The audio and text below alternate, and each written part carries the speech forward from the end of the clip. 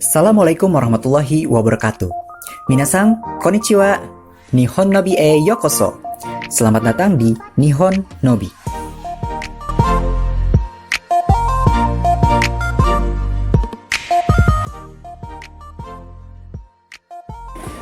Pada kesempatan kali ini kita akan membahas tentang Nichijou no Bunka atau budaya yang sudah melekat di kehidupan sehari-hari orang Jepang.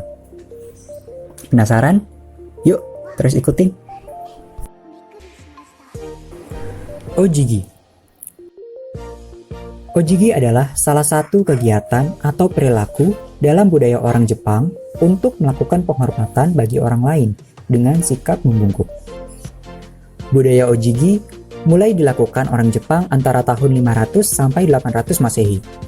Budaya yang berasal dari Tiongkok dan disampaikan melalui ajaran agama Buddha ini dilakukan untuk menunjukkan status seseorang. Contohnya dapat dilihat dari film atau drama yang berlatar sejarah, terutama saat adegan orang biasa berhadapan dengan raja, ratu, atau orang yang berkuasa lebih tinggi lainnya. Di zaman modern ini pun budaya Ojigi masih dilakukan di Jepang. Ojigi digunakan untuk berterima kasih, memohon sesuatu, memberi selamat, dan meminta maaf. Ojigi memiliki beberapa jenis. Yang pertama ada Eshaku, Senrei, Keirei, Saikeirei, dan Shazai. Dan masih banyak lagi bentuk budaya Ojigi lainnya yang hanya digunakan untuk kepentingan ritual agama. Menyeruput mie. Nihonjin atau orang Jepang pada umumnya memiliki etika di meja makan yang ketat, seperti tidak boleh mengeluarkan suara saat sedang makan. Akan tetapi, orang Jepang memiliki budaya yang bertolak belakang dengan etika di meja makan tersebut, yaitu menyeruput mie atau makanan yang berkuah. Tujuan menyeruput makanan berkuah itu adalah untuk menghormati si makanan dan si pembuatnya itu. Menurut orang Jepang, dengan menyeruput mie atau makanan berkuah itu terasa nikmat dan menunjukkan bahwa makanan yang dimakan itu terasa lezat. Pada akhir zaman Edo, terdapat kira-kira 700 kedai soba di Edo. Orang-orang di Edo sendiri seringkali membeli soba di kaki lima, atau pedagang keliling yang menjual soba. Memang, terdapat banyak kedai soba berkelas tinggi di mana para samurai dan orang-orang penting makan. Namun, soba lebih banyak dijual sebagai makanan kaki lima, sehingga menjadikannya makanan rakyat biasa. Selain itu, karena soba merupakan makanan kaki lima, banyak orang-orang biasa yang mampir ke kedai soba untuk makan setelah pulang dari kerja menuju ke rumah, atau saat hendak berpergian ke suatu tempat. Orang-orang ini juga seringkali makan sambil berdiri, sehingga etika di meja makan pun menjadi terlupakan. Dan budaya menyeruput mie datang dari kebiasaan ini. Etika makan di meja makan biasanya digunakan jika makan ke tempat-tempat yang mewah atau berkelas. Namun, karena orang-orang memakan soba di kaki lima, maka kebiasaan ini terus menyebar dan terbawa hingga sekarang. Kebiasaan menyeruput mie ini mempengaruhi cara orang Jepang makan ramen atau mie lainnya. Budaya antri di Jepang. Mengantri sudah hal biasa di Jepang. Jika dibandingkan dengan di Indonesia, tentu hal ini sangat berbanding terbalik. Bisa dijumpai bahkan dalam antrian yang pendek pun orang Indonesia sering mengeluh dan menyerobot. Tampaknya budaya antri di Jepang harus ditiru oleh sebagian besar masyarakat dunia. Hal ini dipengaruhi oleh pendidikan moral di Jepang yang mengajarkan siswa-siswa sekolah dasar untuk jujur dan disiplin. Tertib mengantri merupakan bagian dari pelajaran tentang disiplin. Jadi, memang butuh proses sampai seseorang terbentuk pola disiplin dalam dirinya. Disiplin diterapkan sejak kecil agar ketika dewasa nanti tidak menyulitkan diri sendiri dan orang lain. Para pengajar di Jepang selalu menekankan bahwa banyak filosofi dan pelajaran hidup yang didapat dari tertib mengantri. Ada banyak nilai positif yang bisa bermanfaat di masa mendatang dari budaya antri yang diajarkan sejak kecil. Tidak heran jika masyarakat Jepang betah antri, karena memang itu bagian dari kehidupan mereka. Saking tertibnya, orang Jepang tidak perlu garis penanda atau garis batasan antrian. Mereka otomatis membentuk antrian yang rapih dan tertib. Budaya antri di Jepang secara tidak langsung membentuk mental bangsa Jepang.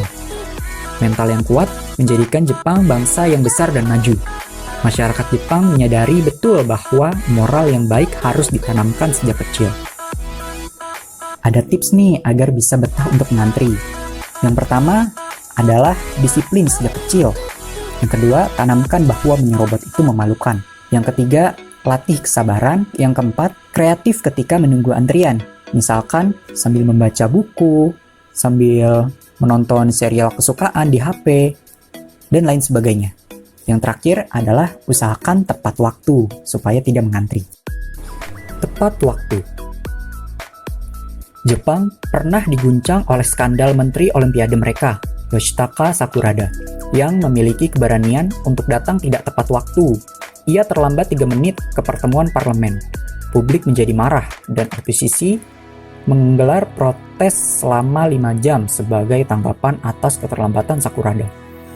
Beberapa hari kemudian, ia dipaksa untuk meminta maaf.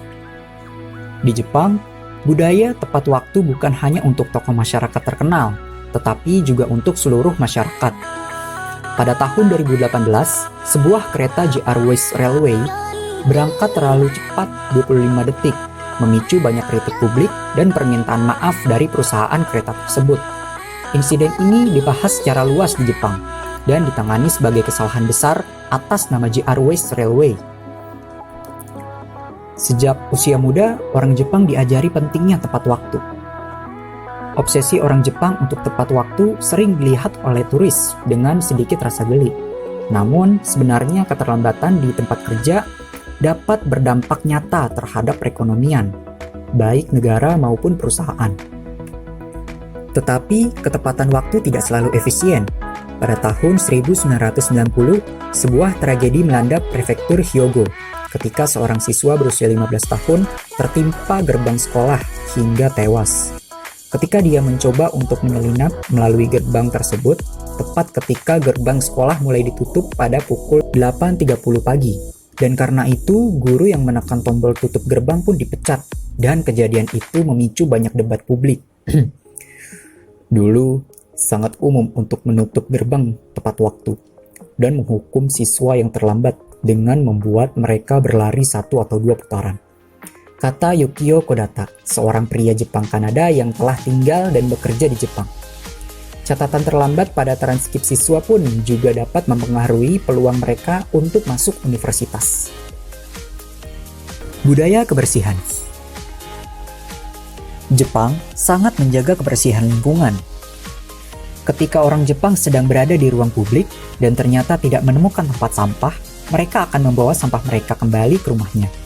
Setibanya di rumah, mereka baru akan membuangnya di kotak sampah mereka sendiri atau mendaur ulang sampah tersebut. Budaya kebersihan orang Jepang ini sudah ditanamkan sejak mereka masih duduk di bangku sekolah. Di sekolah, siswa Jepang diharuskan membersihkan kelas mereka sendiri sebagai bagian dari aktivitas sekolah.